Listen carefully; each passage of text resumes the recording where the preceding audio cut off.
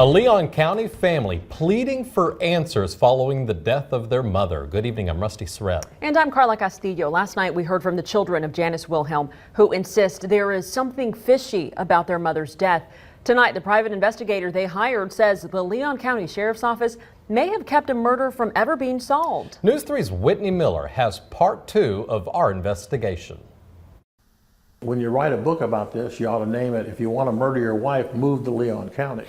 For more than 20 years, private investigator Skip Inslee has worked nothing but cold cases. In 2014, he got a call from Jennifer Davis and Wayne Robeson. They wanted him to look into the death of their mother. And the first thing that I noticed is that the gun was in the wrong place. Skip believes there are a number of inconsistencies surrounding the death of Janice Wilhelm. The placement of the gun, the claim Janice committed suicide because she was depressed, and the handling of the investigation by the sheriff's office.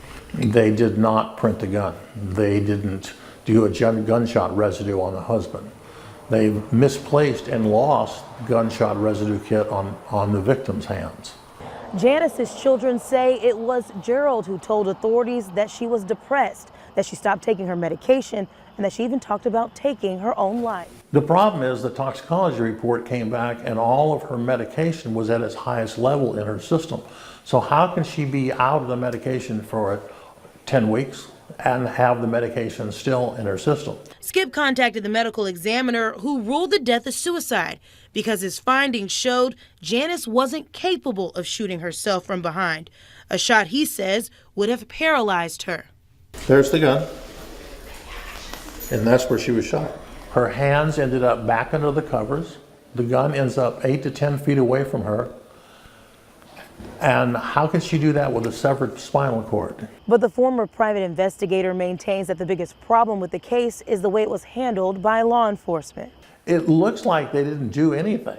They just took the man at his word, said, "Geez, you're having a bad day, and have a nice day." He says because of the missteps by law enforcement, he doesn't believe the case will ever be solved.